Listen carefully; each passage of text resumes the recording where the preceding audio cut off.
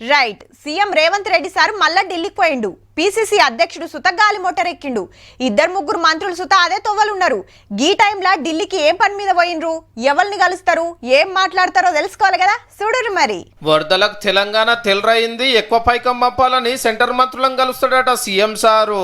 Appointment దొరికితే ప్రధానమంత్రి Modi sir కు చెప్తాడట ఎంత లాస్ అయింది, ఎంత సాయం కావాలనేది. ఆల్రెడీ సెంటర్ మంత్రులు వచ్చి చూసిపోయారు, సెంటర్ ఆఫీసర్లు వచ్చి తిరుగుతున్నారు. గా రిపోర్టులు వచ్చే వరకు కాల్చమైతే ఆ లోపట్నే కొంత పైకం కావాలని అడుగుతారట.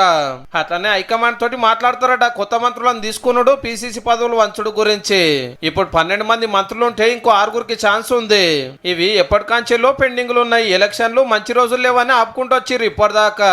ఇక ఈ అయితారన్నాడు మహేష్ కుమార్ గౌడ్ సారు కాంగ్రెస్ పెబ్బగా పదవి తీసుకోబోతున్నాడు. కానీ వర్కింగ్ ప్రెసిడెంట్ల పేర్లు ఇంకా ఫైనల్ కాలేదు. అట్లనే ఇంకా కొన్ని కార్పొరేషన్లకు చైర్మన్లు పెట్టాల్సి ఉంది. అసెంబ్లీలో డిప్యూటీ స్పీకర్ పోస్ట్ కూడా ఖాళీగానే ఉన్నది.